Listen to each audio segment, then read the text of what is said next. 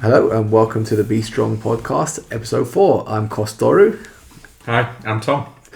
And today we're basically going to be fielding a lot of questions that you guys have sent in. So obviously thanks for sending those. And if you see us looking over this way, it's because we're doing a live feed. My phone is sideways. So if you guys are saying anything and we are ignoring you, it's because I can't read sideways. But if you see me like this, then that is why. If you see Tom like that, it's because he has a sore neck and his neck is just like that. That's just the default. Yeah, that is just where the neck is. So Tom, what's new? How have you been getting on? Yeah, good mate. What can I say? Been really busy with work. Actually training quite a lot more, which is nice. Yeah, it's been good. Injured my neck, but I've been doing some good bits of training. Oh yeah, we've been paying a handyman at the house at the moment. It's a nightmare, honestly, because we're doing some bathroom work and other things. And I left the house today, and I gave him a list of flipping 6 jobs to do.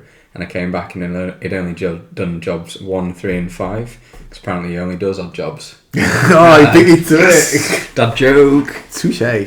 You weren't sure where that was going, were you? Yeah, I was like, good. So that's well delivered, that.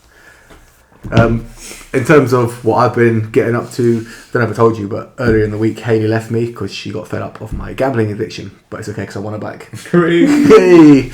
Now we've got those out of the way. This is a thing. Yeah. Also, you're getting congratulations, mate. Oh, sweet. Thank you. That's from my dad, who was actually there. Cheers, Dad. I can actually wave to you guys as well. Oops, I don't want to do that. So yeah, like I said, we had a lot of questions come in through the question box, so I figured we'd kind of tackle through this. And as the live feed is going, you can send in some more questions. We will obviously try and tackle those assuming that we can read them sideways. So starting from the top, this one did make me laugh because it's a pretty good question, to be fair. Lower belts trying advanced things like buggy chokes and heel hooks before they really get a good grasp of the basics. So Tom, what are your thoughts on this? Well, I notoriously have been screamed and shouted at for heel hooking a black belt in the gi around day.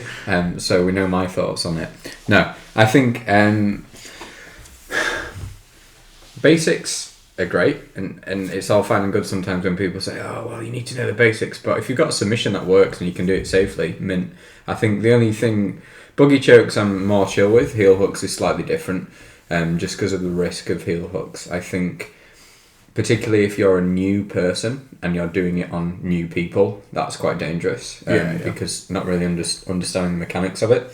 That being said, I think there's a responsibility there for instructors as well, just to lay out a framework. If they're going into a gym and they're doing that and the instructor's fine with it, that's on them.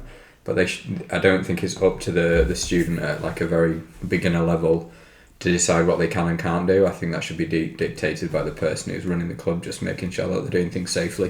Yeah, it's the best way. I mean, like I say, if you're learning in an environment where it's relatively safe, so for example, like Tom said, 2 white belts learning to heel hook each other, probably not the best idea. But if you have someone more experienced, then you're going to learn in a more safe environment. The thing I would say on that, right? So it's things like buggy chokes, right?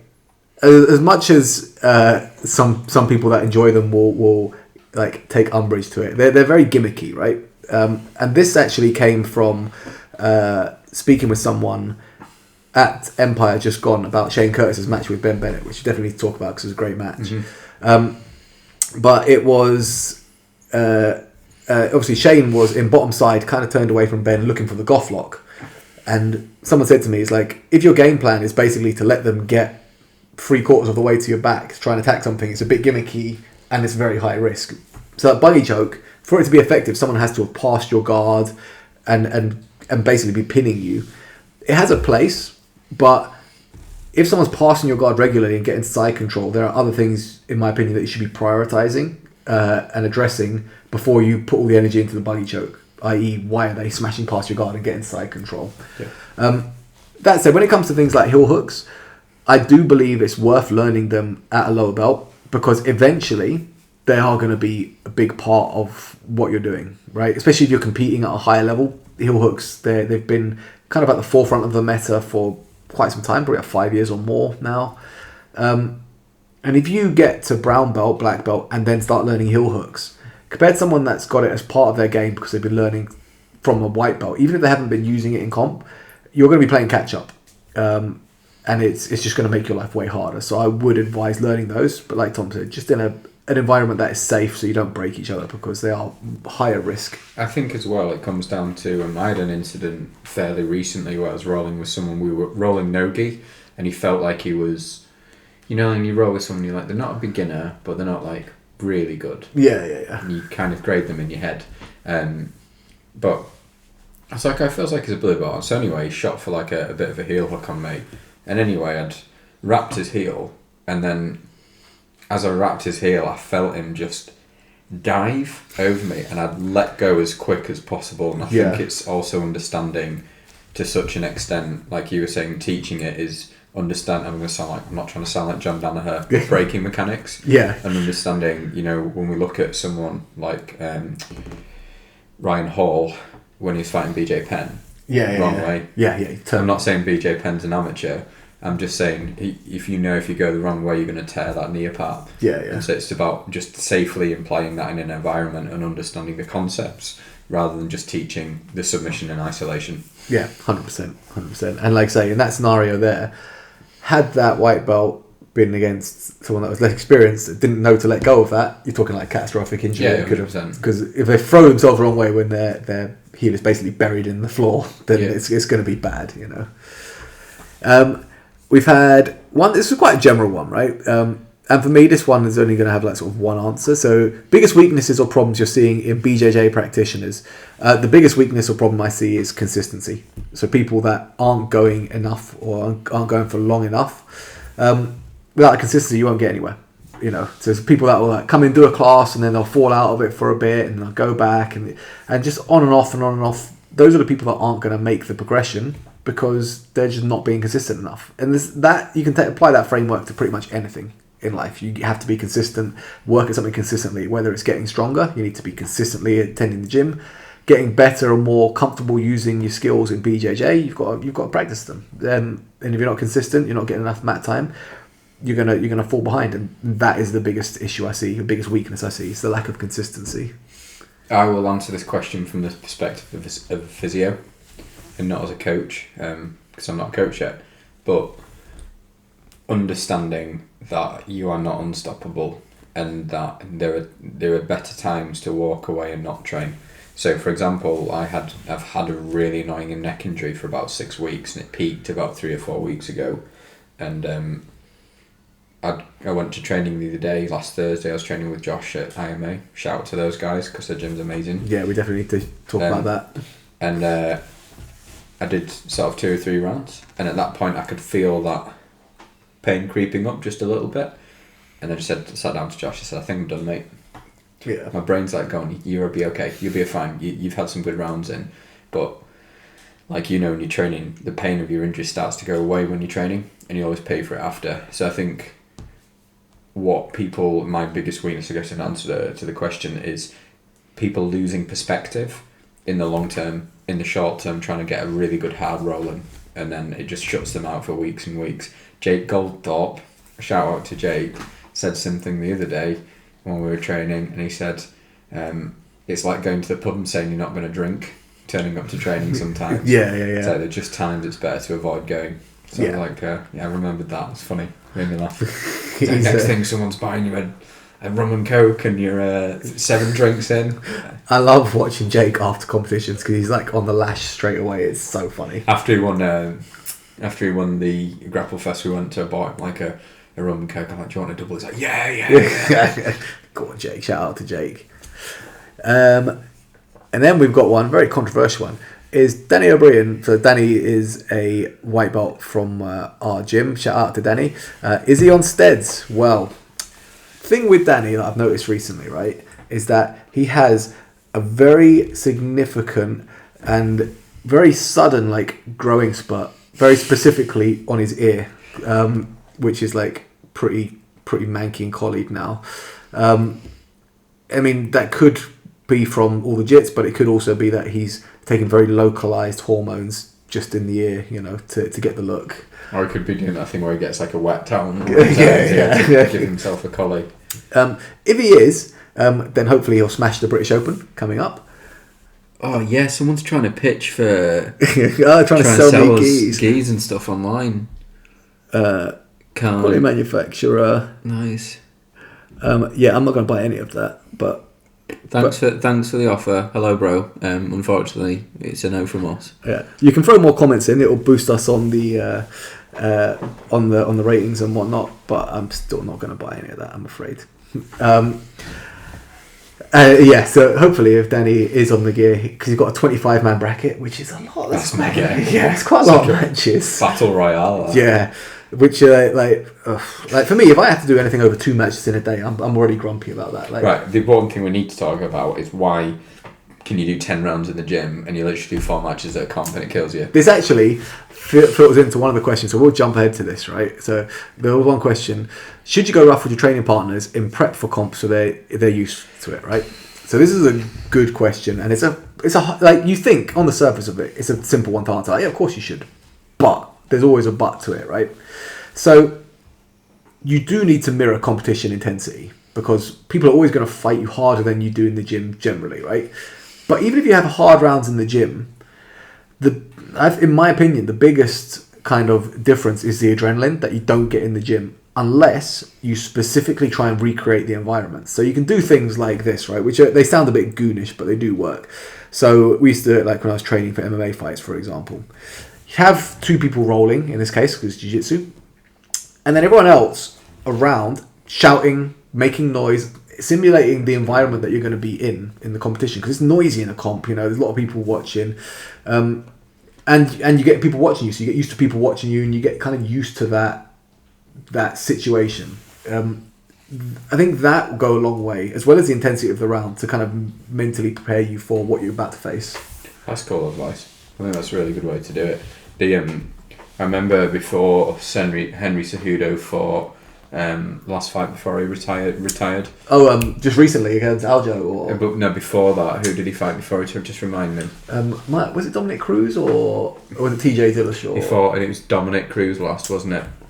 But he was saying in his training camp they'd wake up at the same time, and every time they would like have the walkout music, they'd replicate some of that environment. I think that was really, really a really sensible approach. Even like the sleep routine, just getting familiar. And it comes to comps, because I had loads of plans of doing competitions this year, just with some injuries and other things. But the plan is just... Hey, Leslie's in. Hey, Leslie. Hello, Leslie. Long time no see. The thing is just reps. Yeah. Just do more. Yeah. It's like when I used to slide down mountains, the more I did it, the less scared I got. And then you just do reps and reps and reps and become familiar with that process. 100%. And like I say, like, comp intensity, if like... You can't. So you should do some rounds that are at comp intensity. So you're trying to put everything into it. You know, you're trying to simulate that fatigue that you get. So you train hard with training partners. You can't train like that all the time, because you're likely to get injured or burnt out. You know, so it's basically about picking your days and also picking your training partners. So generally, the biggest thing you want is people that aren't going to injure you and people that you're not going to injure. You know, there's certain people that if you roll with them at that kind of intensity, is fairly certain that one of you is going to get broken. So as long as you've got sensible training partners that you know aren't going to injure you, then yeah, you want to have some days that you're absolutely like replicating that kind of comp intensity, so you are used to it, your body's used to like 100%ing everything. But again, you can't do it every sparring sesh, because you will just get yourself wiped out and you'll pick up injuries, you know. Not worth it. It's just not worth it. Exactly. So balance is everything. We also had the question, so strength and conditioning for grappling. So this one's quite an interesting one in terms of the divide that you'll find in it, right? So hypothetically, right, you've got 2 days a week to do strength and conditioning for grappling. Better to focus on the big 3 lifts, so being your squat, bench and dead, or more sport specific movements. So what were your takes on that, Tom? I'm thinking about that. If I had 2 days a week, I think one component of that, or a big component of that, is conditioning. Yeah. Just general like metabolic conditioning and making sure you can not replicate the demands of grappling, because you can't, but playing around at different intensities and replicating those highs and lows that come with it. We might differ on this. I'm not as drawn into some of the big three stuff for things like jiu-jitsu, given that you have 2 days. Yeah. Maybe pick 1 or 2 of those, but I wouldn't be training it like a powerlifter. I think there's a very old school approach, and if you look at some of the clinical, well, not clinical, but sports science research from the 70s and 80s, everything in S&C stemmed off the back of Russian training for Olympic lifting and powerlifting. Yeah. And I still think we've kept that ethos in. There's a really interesting thing to look at called the internal strength model, which is produced by a guy called Joy Spina, who runs like functional range conditioning. He works with a lot of MMA fighters and jiu-jitsu athletes. And his principle, and I really like it, is load the tissue how it's going to be loaded in these events. So it's conditioned for those things. So if you're a jiu-jitsu guy and stuff, like grip-based, isometric-based work, build time under tension in the positions that replicate time under tension. I think if you get someone in the gym and get them to lift heavy 2 days a week, they're always going to get some generalized strength benefit. But if you want to really ramp that up, I would say be linking some conditioning with very specific tissue-based conditioning. So one thing I would think about, and I have a lot of the guys do, is like gripping-based routines with med balls, weighted carries, farmers carries. The way, if I had like the ultimate jiu-jitsu athlete, I'd think athlete on bottom, bodybuilder on top. Yeah. It's like body armour, them on top, so they're more resilient to those sorts of issues. And lower body, they don't need to be massive, they just need to be strong. Yeah. And like, to be fair, like my take on if you have like big three here and you have like functional there, is it's going to be in the middle somewhere, right? Because the problem with functional training is that people take it to the nth degree where it's no longer functional, and you lose the purpose what you initially went to, which is to get stronger or more conditioned for a specific thing. You just get better at doing a particular movement. So examples of that will be like, I don't know, Joel Seedman, for example, all that kind of ooh, shots fired, that kind of stuff, right? Where they're doing like a very specific niche balancing thing, where most of the training in that particular session is learning to do the exercise, like mastering the skill of doing the exercise, because it's so ridiculously like imbalanced and everything like that, where you like they're not really getting stronger in the way they would if they were doing one of the big three, for example. Just to interrupt you on the Joel Seedman thing, also when you look at one of his exercises, as someone who used to do a load of weightlifting and you coaches it, how long must it take to just set up one of these exercises? Exactly, that's another massive thing that gets overlooked, is time. Time to work out. Like if you've got someone that's like juggling jiu-jitsu competition around work, which most people are, and you've got an exercise that is going to take you like 10 minutes to set up to do one exercise before we move on to the next one, which takes another 10 minutes. You're talking like workouts that you can't finish in the time duration that you've got, which is, again, useless, basically. When it comes to functional exercises for grappling, right, things like pulls, so like variety of pulls, like chin-ups, like horizontal pulls, they're all going to have benefits. You can drill down on how functional you want to make them. For example, like a chin-up bar, for example, you can say, okay, what if I use like grips that are more gi-based, for example, so you're hanging from there, you can argue that's going to improve your grip strength a little bit more, but you're still working the same sort of movement pattern that you need to be strong in. So like the additional benefit that you get for the grip hanging on the thing, you could argue that it could come in handy for a specific thing, but the movement itself is kind of where you want to get strong. Same thing, like I'm a big proponent of single leg things like lunges, just purely because driving out of the bottom position from a takedown is one of the most needed abilities when it comes to doing takedowns, and something like that, having been able to drive up from the bottom position, which is basically where you land. If you shot and your knee hits the floor, you drive up out of it. It's pretty similar to a lunge. You don't have to make it more functional than that. Let's have someone hanging on the back of me with a band so I've got resistance. The one I never quite got was John Kavanagh, when he was doing some of the stuff where they're slamming on a punching bag and someone's holding on a rope. Like, what are you trying to train them to stop the ref pulling them off? Yeah. Like, it was some really odd concepts sometimes, I think, start to emerge. Those kind of things are, like I say, they're like fun to do for conditioning, but for that purpose of actually fighting, probably not beneficial. It's not going to help you. It's like I say, you don't get resistance pulling you back from there. You get resistance pushing you from underneath. So you can have a pad man underneath padding you. That's a better way to do it. It's pretty risky. I've done that a lot with it. So when I trained MMA fighters in London, I'd get a pair of pads and I'd pull guard and have people like hitting while I tried to grapple them. Very hard, very risky. You do end up catching a few. Yeah. So again, pretty functional, right? But risky when it comes to that. So yeah, my answer, which we stick to, the truth is I'd be kind of in between the two. You know, I wouldn't be featured on the big, specifically on the big three, although they will help you, because I think that overlooks like a lot of pulling things, and grappling is very pull dominant. And I wouldn't go too far down the functional training route, because like I said, you'll spend all your time getting good at a specific exercise and it won't carry over. I think some of the functional stuff as well has just gone... It's the curse of social media. Everyone will take it to some degree to add some value on it. And like I remember Amanda Nunes got some stick because she had some S&C coach and she was doing some like balancing and then overhead pressing, and like I understand that you're trying to challenge a system, but in reality, like let's use gripping for an example. Gripping on whatever grip, whichever hold, you see people do it with gi, with towels, whatever. I can guarantee if you can rip 200 kilos off the floor in a deadlift, you haven't got an issue with your grip. Yeah, that's it. And it's stuff like that where it's like, you know, with your training, me when I'm trying to get people in, is it's cost benefit. And when someone starts to see me for an assessment, my next question is, what are we aiming for and how much time can you give me? Because you could fill everyone's day with enough exercises, but like, what's the most valuable information I can give you in that short time frame? Exactly.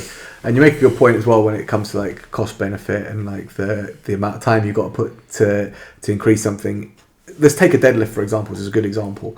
Let's say you're maxing out at 200 kilos. For you to go from 200 kilos to 205 can take a long time. Yeah. And is it worth the time you're putting in to get that extra 5 kilos? Like, will it help your grappling massively to go from 200 to 205? Probably not. You know, for the amount of effort that you're going to put into it, you know, it's probably not going to be beneficial. You can probably use that time elsewhere. And obviously, if you're just starting deadlifting, you're going to start to make the increases fairly quickly. Yeah. So, you know, I'm talking more about like an experienced lifter. But yeah, once you're kind of reaching your strength potential, in order to increase at the end range, you're going to have to put a lot of time into it. And the truth is, the benefit that you're going to find on the mat for that little bit of extra is probably not going to be worth the time that you have to do specifically to get there. And how much can you express strength over 5 minutes? Yeah, that's another thing. Because you do one deadlift, you put the weight down, you sit around for 3 to 5 minutes before you do your next rep. The good old days. Yeah, the powerlifting days.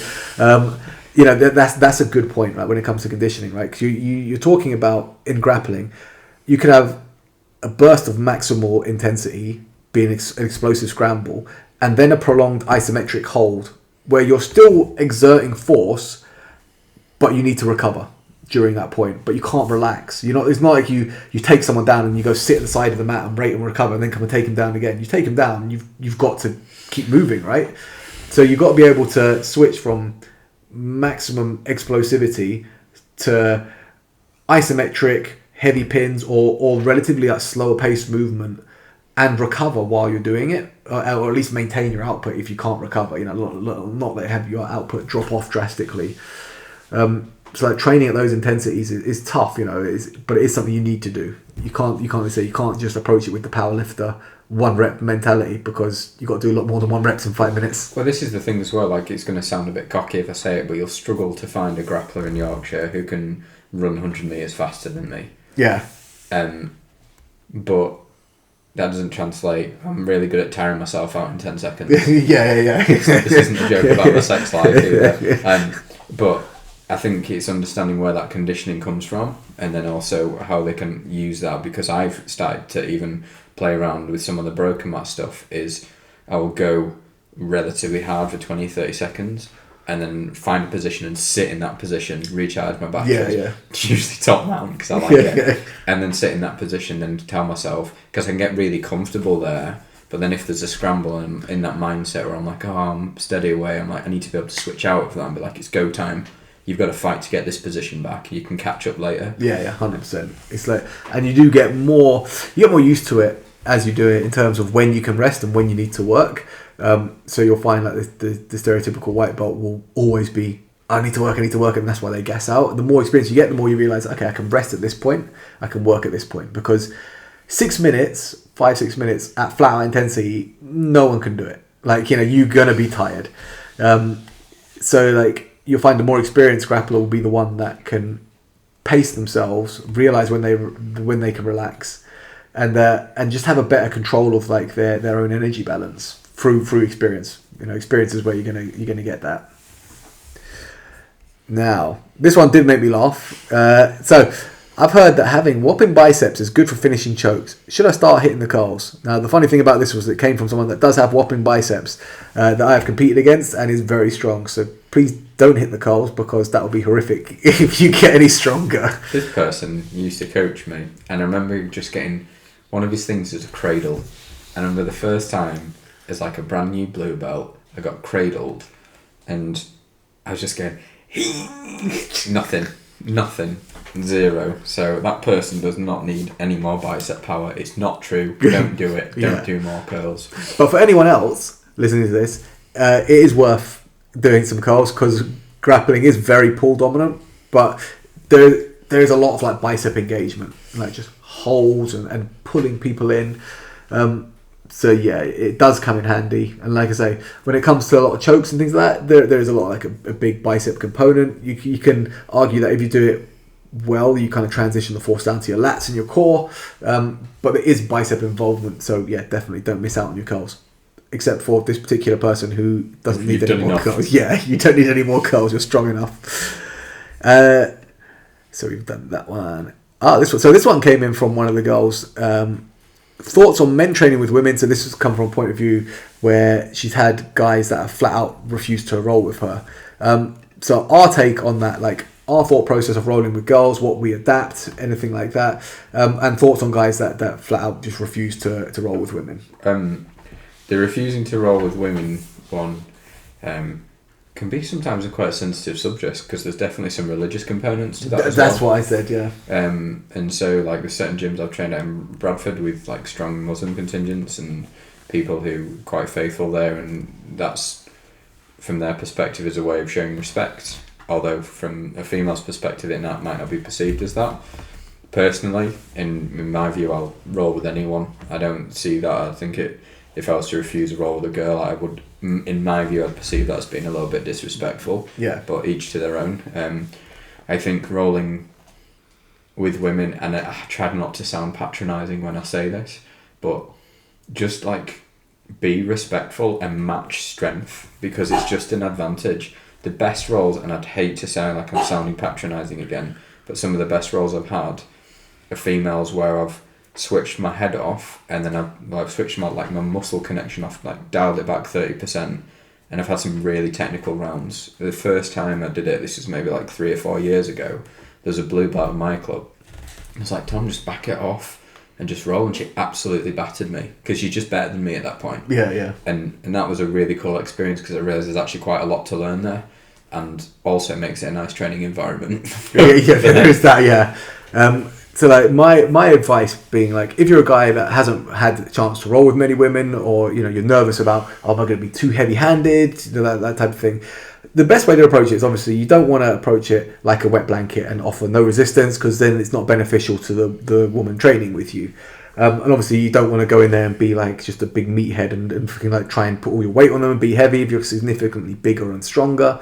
The best bet is I treat rolling with women as if I'm rolling with someone that is lighter than me. Same way I treat a lighter guy. Like, I wouldn't try and be like an absolute dick, with the exception being like Jake Goldthorpe, who if I do this to Jake, he just like smashes me up. So I have to try and be heavy against Jake. But with anyone apart from Jake, if I'm massively heavier than the person, I try not to just use all of my weight and all of my strength, because it's not really going to benefit me massively, and they're not going to get anything from it other than just carrying my heavy ass weight on them, So approach the same way with women. Like, I know that I'm bigger and that I'm heavier, so I try not to be like just huge and heavy. I try and roll skillfully, and you realise, like, let's say rolling with Emma, for example, like when you try not to be just like some big heavy lummox and you roll with her, but the skill level is really good. You have to be really on point defensively and offensively with your transitions, because otherwise you're going to get tuned up. Yeah. You know.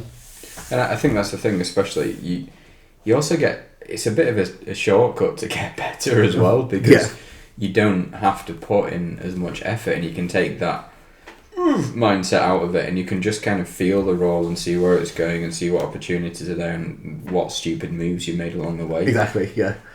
So you get, like I say, you get pretty good feedback on it, because especially rolling with women as well, tending to be on average more flexible than guys, they'll be able to throw up attacks that you don't get to see as often rolling with guys. And obviously that's a broad statement to make. It's not going to be universal, but it is relatively common that the woman's going to be more mobile than me, for example. So you get attacked from new positions. So you realise that, this position that I've been kind of relaxing in, I'm not really safe here. I'm just safe from a lot of guys. Not all guys, because every now and again you're going to find a guy that will come out and exploit that. But you might not get that highlighted to you unless you roll with a woman. Yeah. No, absolutely. And the one thing I would say, in my experience and speaking to a few friends who do jiu-jitsu, one thing I don't do a lot of when I'm rolling with women, and this is just I don't spend a lot of time controlling top mount. Yeah. A few women who I train with find that position quite anxiety inducing. I don't know why. I think even Fionn mentioned it actually when she was at the seminar. So I get to a position, I'm just like, right, I'm trying not to smother them here, I'll just do that. I don't know why, but that's something I try and be considerate of, particularly because a few people have mentioned that to me. Yeah.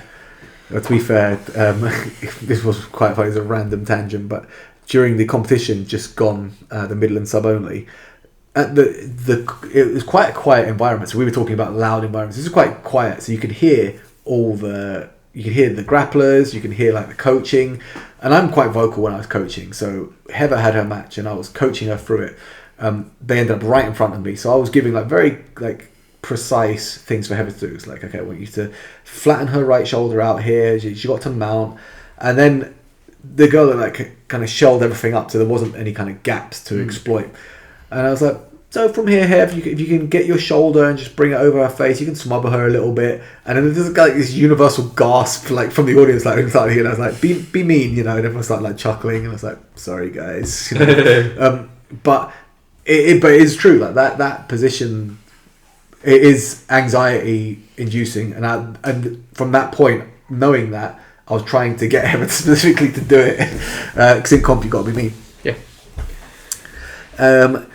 Also had, this was a good one actually, training around family life. How do both of us manage your time to get a good amount of both? So right off the bat with this one, I will say that I'm probably not in the same boat as most people, because working as a self-employed PT, I get a lot of control over my time that work with a standard 9 to 5.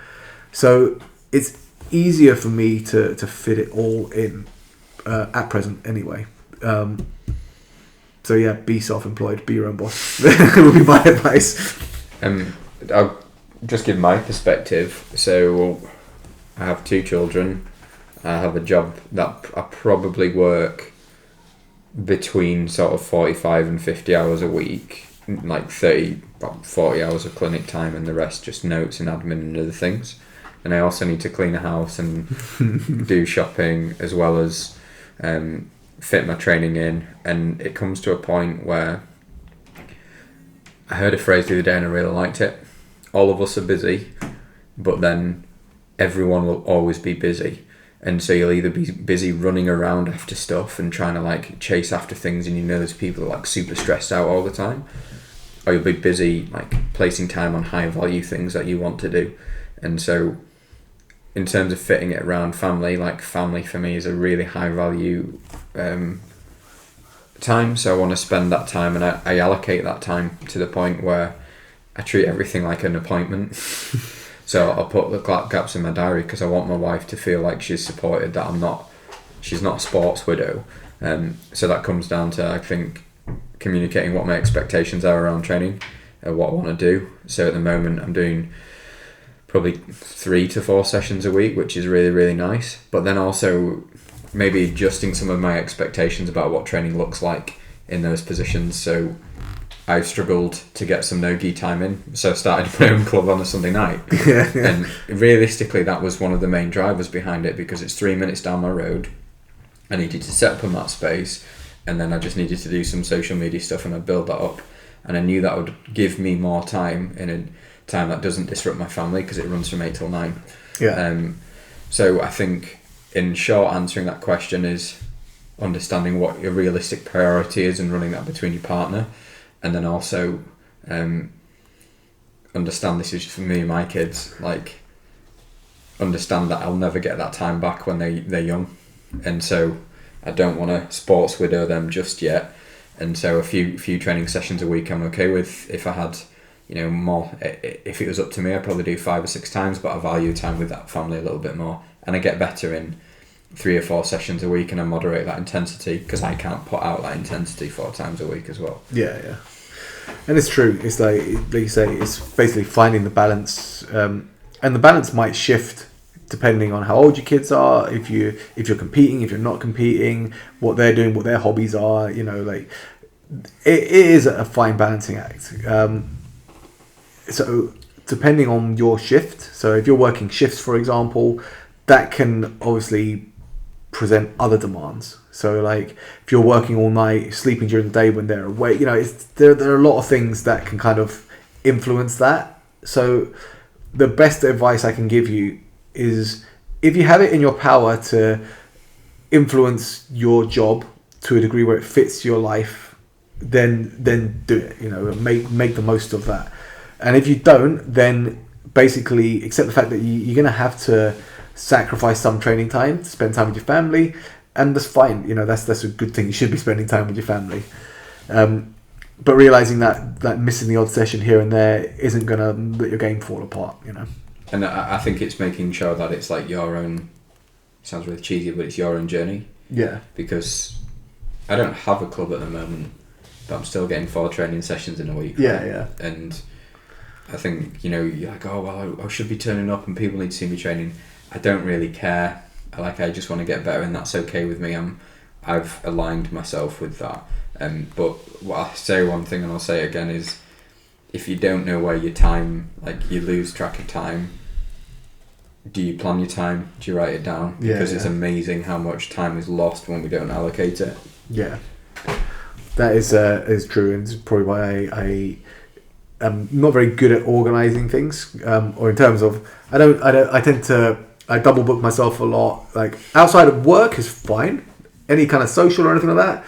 I tend to be a bit more scatty-brained when it comes to that. So I've started putting them all in my calendar. So before I commit something, I'm like, let me go and flick through and see what's going on. Which seems like basic practice, but it's something that I wasn't doing. And then I was realising that all the time's just getting away from me because I need to do this, but I've got so many things on. And one thing I found on the subject of time, if you'd have looked at me last year, I was stressed out of my mind. I am busier now than I've ever been. I'm busier than I was last year, but I just have the energy to do it because all of that time, all of the things I know I've got to do in my head are just sorted in that day. Yeah. And then I'm like, great, I've got the energy for those things because my brain's not randomly worrying about things because I've not attacked them and trying to figure out where to put them. And I think that applies for jiu-jitsu and family and everything else. Is you'll be surprised by how much time you have. Yeah. That's the thing. You'll be surprised how much time you waste. And I say waste. If you enjoy it, it's not really a wasted time, is it? But time that you waste, for me, for example, gaming and things like that. You can sink loads of hours into it. Now, again, you I use the term waste use loosely because I enjoy it, but you could be doing something more productive in that time. But I also think the one of my goals in the last few months is actually to allocate time for fun. But that is another thing, yeah. Because I've probably been on the far end of that spectrum where I probably for months was like, what am I doing? What do I think's fun? Even going to jiu-jitsu, I'm like, no, it's just an objective. I need to get better at the thing I do. And one of my goals is every week I try and find 4 hours to game without my phone, and I can find that time and I really enjoy that time. Yeah. So I think you need to, even with the family and the jiu-jitsu things, is also you don't have to work and train. You can also fit time in for social lives because your life gets greatly enriched from those things too. Yeah, that's it. And like I say, it is that was one of the things that struck me that Fiona said about jiu-jitsu. She doesn't always enjoy it because it's her job, right? So she'll be training, she doesn't want to go and stuff like that. And it's realising that if you get to the point where you're feeling burnt out with your hobbies, you might need to do something else, take a little bit of a step back and do something else so that you don't lose the passion for what you're supposed to love doing, that actually come from, like Heather said as well. So obviously Heather training for a competition, just gone, and she was saying like she was hitting like open mats all over the place, training really hard, and she was like, God, my hobby, she's like, I get stressed at work and now my hobby is stressing me out. This is not what it's supposed to be doing, Yeah. I feel that. So yeah, it's about finding balance basically, and making sure you don't neglect enjoying yourself and enjoying life, because what's the point, otherwise you'd be probably miserable. Yeah, because it's that thing, isn't it? Like you're the only. I'm a better version of myself when I'm doing my hobbies to a healthy level. I have time to switch off. I'm finding joy and passion in my job. And if I go home and my insane 2-year-old is being the same as she is, I'm not ratty then, because I'm managing my energy and I'm not stressed out by it. But if, for example, that spectrum shifts and then your hobbies suddenly become like stressing you out and then your work stressing you out, you're probably not going to be a nice person to be around either. Yeah. And that's the thing, it's like you want to turn up the best you can for your family. So yeah, like I have brought 2 people into this world, so I kind of want to prioritise those a little bit. Yeah, which is like horrifyingly scary thought when you think about it. Like you've got to mold this little sociopath into a respectable member of society, which is going to be hard. And you never feel ready. No. I mean, I feel like I'm okay now. Like Erin's done potty training now. This is my second, so I feel like until the teenagers, I'll have a good time, and then they'll just hate me. They'll have a man cave by then. I think I won't get it as rough in teen years because he's a boy, and so he won't by default hate me, as I imagine that if I had a daughter she would. But yeah, that's when I'll be training 9 times a week. Yeah. That's when my competition life is going to take like a massive like step up in Masters division, Masters. Yeah, I'm going to be like Masters 5 or something like that. It's just one of those old like war horses that goes in and like tries to maul everyone, which is basically what I did in my comp just gone. In fairness, I was like I say, I approached it pretty much. I had in my mind kind of ideas of what I wanted to do, but once it had kind of kicked off, I basically I kind of like reverted to what I normally do. Basically, it's like get top position, force half guard, pass half guard, finish. And that was basically like, you just old man jitsu basically, but it worked.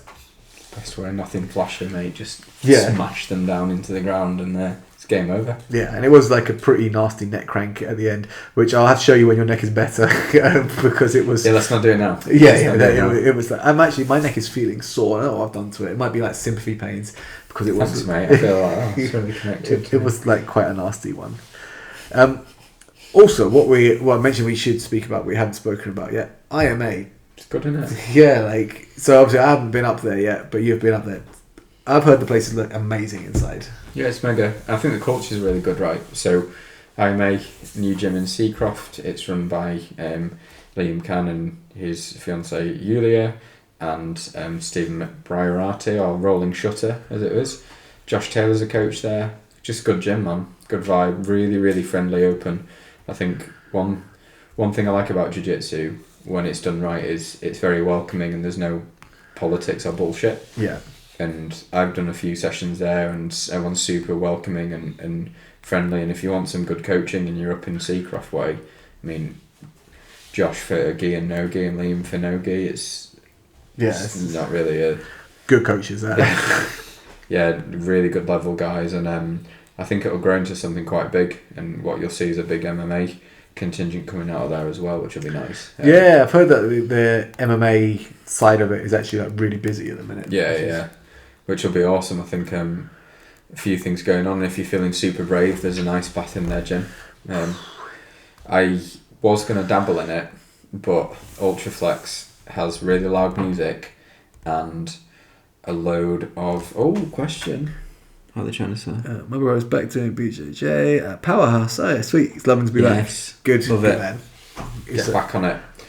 I got inside an ice bath and with loud music and bodybuilders in there, I'm like, no, it's not for me. When I used to ice bath a long time ago, would like break a hole in a river and just sit in it. And that was better, because the other thing is, when it's minus 20 outside and you've stripped down to your pants, you're already cold. Makes sense. So when you get in the cold water, the transfer isn't as bad. So at the gym that I go to, they've got sauna and they've got cold showers. And it's something I'd rather jump in a cold ice bath than a cold shower. I don't know why. Oh, really? I'm the opposite. Yeah. No. It's something like having cold water splashed on me is just like, oh, it's so miserable. It's for me, it's with the ice bath, it's the hands. Oh, yeah. I'm okay with anything else, but it's the hands. And it depends what I'm wearing on the bottom, because it's the balls as well. Yeah. And that, no, like hands and ankles, the really bony parts of your body, that I have to tell myself, after a minute, it'll be numb, so I'll be fine. Yeah. The first minute. It's like, first minute is going to be the worst, and then you basically die. Susie, welcome back. No cold bath for me, thanks. Not from Susie, that's from Nat. I don't blame you, Nat. Cold bath, cold shower for me. It's cold shower for me. It's something about the cold water going on my head. I have a cold shower every morning, and it's not because I'm like hustling it. I actually really enjoy it. I just I can't. I need to. For my own mental toughness, I need to do it, but you don't. Yeah, I don't. You don't. You're tough enough. I don't want to. Also, I don't know if you've seen. Obviously, Susie's got the clear to be back training. I suppose you must have given her the to be fair, now I think of it, which is great to see. So I'm glad you're back on the mat, Susie. Hope you're enjoying it, and that your hands haven't got too deconditioned from not doing gi. Just smooth. Yeah, smooth. It's like baby smooth hands that are now just like all gnarled and rooted from trees, that type of thing. That's what you need, just the like contorted fingers. I feel like as a job as a physio and someone who does jiu-jitsu, the future's not great. Yeah. Like my hands are they don't line up straight. Like my fingers are probably no, we're not there. It's not good. After I broke my hand, I can't bend. So if I go like that, my right finger's fine, but my left always gets caught. So I have to do it fast to try and get it through. That's quite funny, to be fair. Yeah, things we do, like the toll that it takes on your body. What are you saying, Susie? Drilling cleans this week. Great shock to my neck. I bet it was. Funny enough, like Tom was talking about his neck injury, and I've got my neck is sore. So join the club. It is. I don't know what I've done to my neck. What I'm thinking, even though it's quite delayed now, is that in my match I got snapped down pretty well. Yeah, so that was a good snap down. So I was like, the one thing with that snap down, I didn't, so he had me in a front headlock and dragged me down, kind of spun me, and I don't know how it happened, but I felt like he foot swept me. Now my feet just come off the ground, right? And I remember when I hit the ground, I was like, what am I doing on the ground? It just completely took me by surprise. And I was like, right, I'm getting up. So basically then just turned into a wrestler, got up and outside tripped him and took control. Beautiful. But there was that point, I literally remember when I got taken off the ground, I was like, how did that happen to me? I don't understand. And watching it back, still can't quite figure out how my feet came off the ground. But it was just a very good snap down, I think. Yeah, it was good. I'll have to watch that again. I'll just always remind me, and I've told this story probably before, but when I went to a judo comp, I won the first few matches against some really good guys, and I was like, yeah, this is it. And I was against a guy who's about 55, so I thought, right, I'm going to smash this guy, because I've beaten some good sort of brown and black belts. And then I stepped in. I thought I was going to get tired Toshi, I jumped in, and the next thing I knew, it was just slow motion. I was like 3-4 foot in the air, just horizontal, because he just foot swept me. And in that moment, I just said to myself, that was so good. Just so good. You've got to respect it. Yeah, when you get someone that effortlessly throws you in judo, you just suddenly find yourself in the air. I think there's something special about a foot sweep. Yeah, there's something so special about that timing. It's beautiful. Yeah, you do find yourself I'm just up in the air all of a sudden. I have no idea how I got here. I'm literally flying.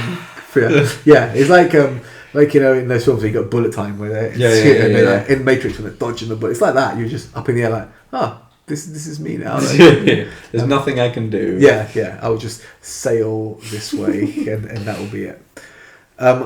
Randomly, it's not really current events, or at least not big time current events, but earlier today, David from our gym sent me a thing saying that 2 women in the US, now it's not cordyceps, but they called it the Last of Us fungal infection. Oh, here we go. So basically, I think it's antibiotic or antibacterial resistant infection that they've got there, they're struggling to clear.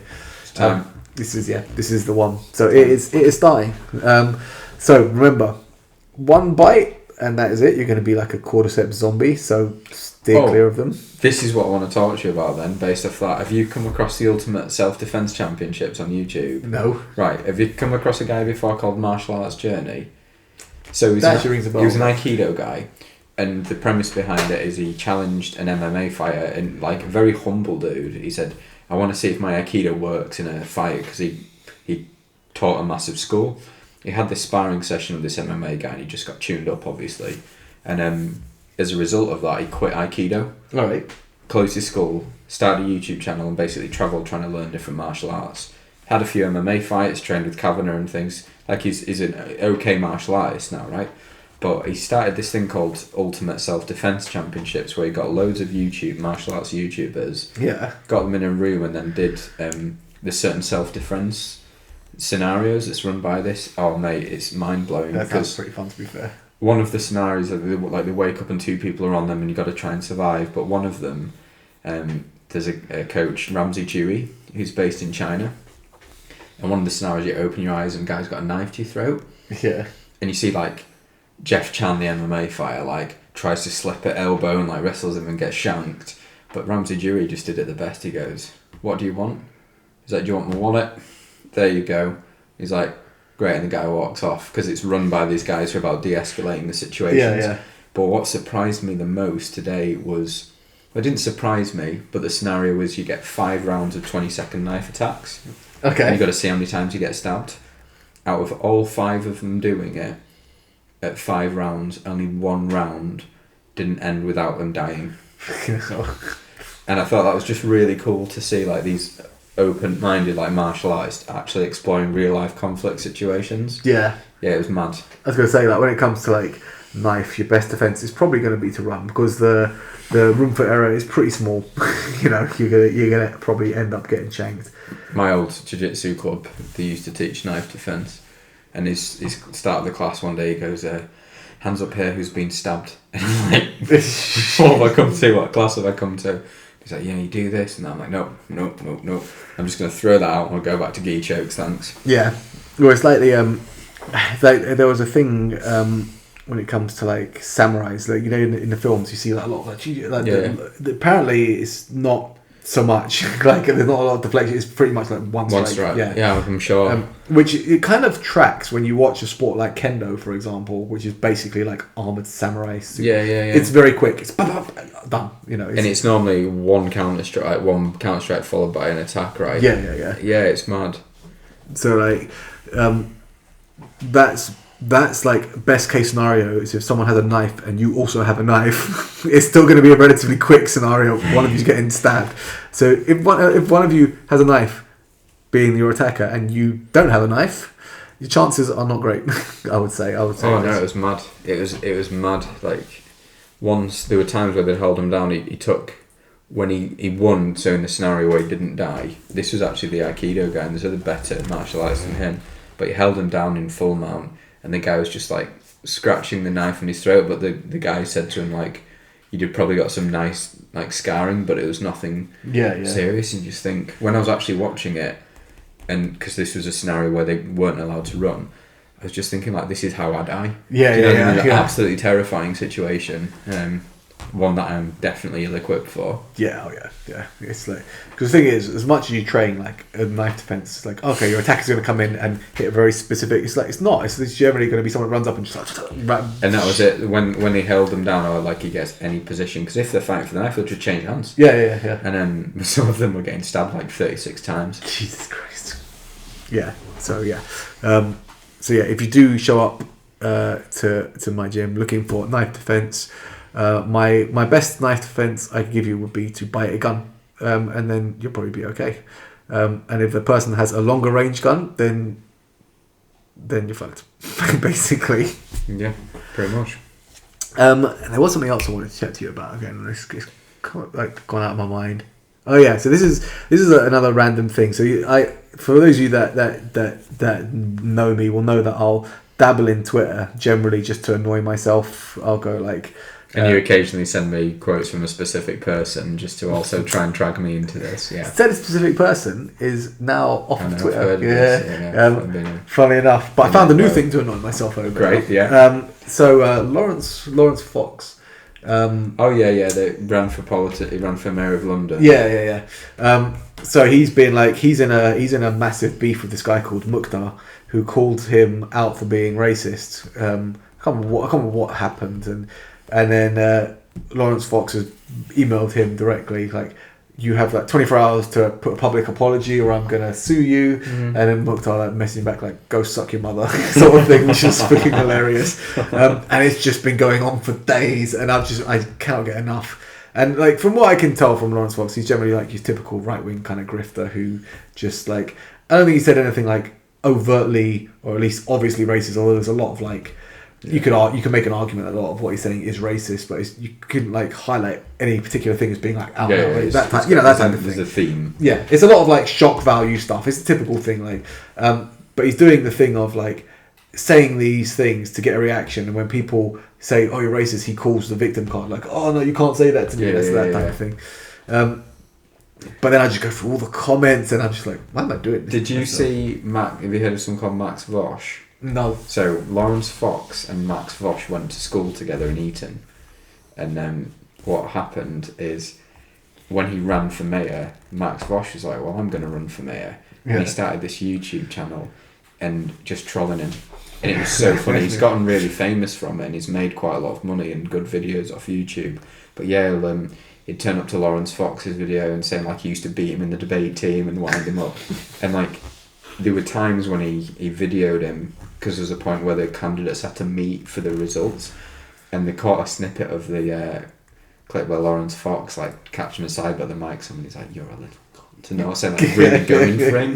Like he showed his true colours big time there. Oh yeah. He just like he seems a bit fragile considering like how much he gives it.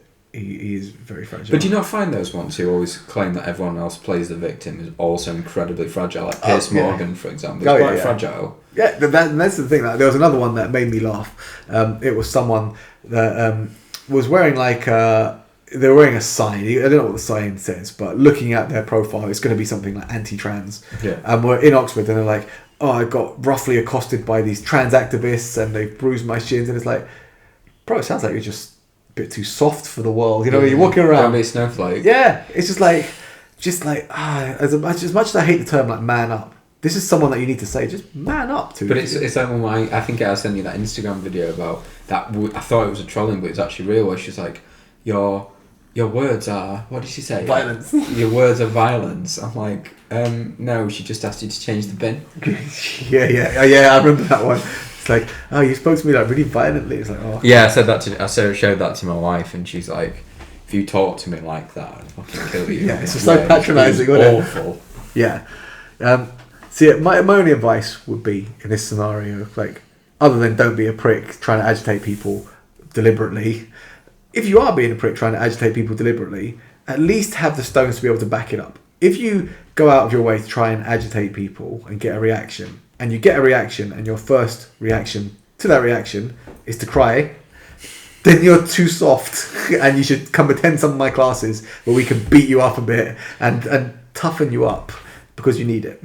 Yeah, that would be my advice. Yeah, I think that's good advice. Yeah, it's just, I don't know why. Like, as bad as it sounds, soft people, like, it's just there's something about it that can wind me up. Especially if that soft person talks a lot. Like, if you're running away at the mouth and you can't back it up, you're the worst kind of person. So if you're listening to this and you're thinking, I feel personally attacked, know that I probably don't like you. that's what I want you to know. I probably don't like you at all. I don't know what to add to that. That was quite a direct. I'm probably gonna have like DM swarming it. I'm not attacked by that. Good. Yeah. Doesn't like good. You're too soft. I don't like you. Outside of that, Tom, people want to. Broken Mat obviously getting massively busy over in Murfield. I don't expect you to know the address off by heart, but the tag for that is Broken Mat BJJ. Sweet. If people want to follow you directly, Tom_Walker_physio. if you're watching this on my Insta, obviously you know where to find me. It's at B_strong_PT_. If you want to follow what I'm using more now is like my private or my BJJ account at Hippo BJJ. Generally going to be a mix of jiu-jitsu and memes. And if you're lucky enough to be on my close friends list, it's generally like horrific memes that I won't share with like the wider public. But that's only for a select few people that can stomach like the terrible If memes. you want to have access to that, we'll put a link to Costas' Patreon underneath. Yeah, that is good. Send me some of that money, and then then I can We'll get his toes out for you. yeah. If anyone does want to buy feet pictures or anything like that, then hook me up. Before you end, there is something I have to tell you. I'm working with I'm getting some coaching at the moment, and someone who was saying that he works with makes £20,000 a week. Jesus. Right? And what does she do for £20,000 a week? Perfectly normal. She farts in jars and sends them to people. I respect that so much. That's a pretty niche thing. It's 20 grand a week. Yeah, I could probably I'd do that. like, yeah. I have no problem with doing that. I'd do a lot more for 20 grand a week. Yeah, if I'm honest. That's like, yeah. Like I've known people that sell like their old underwear and stuff like that and make it like. It's big in Japan, is that, isn't it? Is it? You can know there's vending machines in certain parts in cities where people will like sell their used underwear, and you can That's so bizarre, isn't it? But that does make me think. What's Steve saying?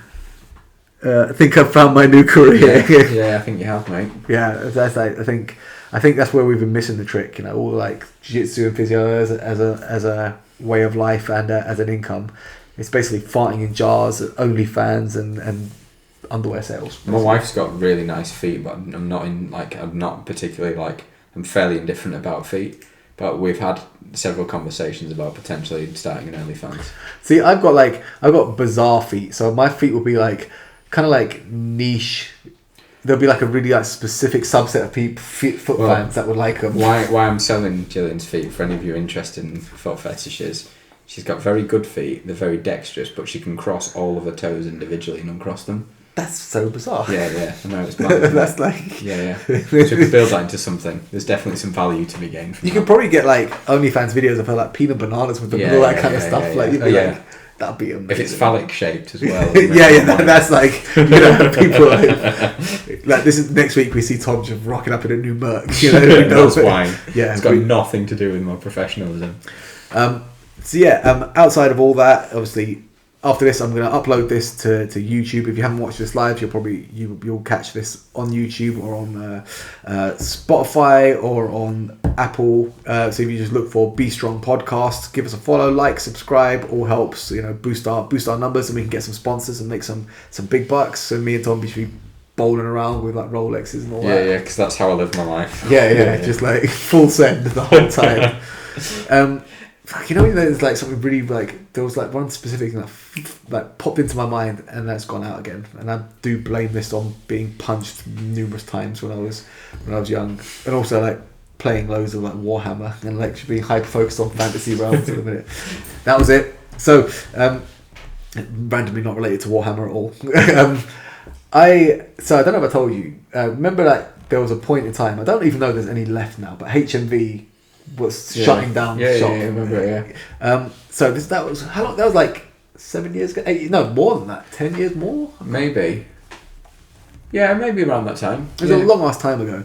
So during that time when HMV was closing, I just strolled in to see what they've got. Found the box set of 24, all of them, which I hadn't watched since I was in uni, so like 18, 19. How many series was that? 8. Did you watch it in 6 hours? So you know what I've done now? 6 days. So I've just started. So I bought that box set probably 8 years ago or more.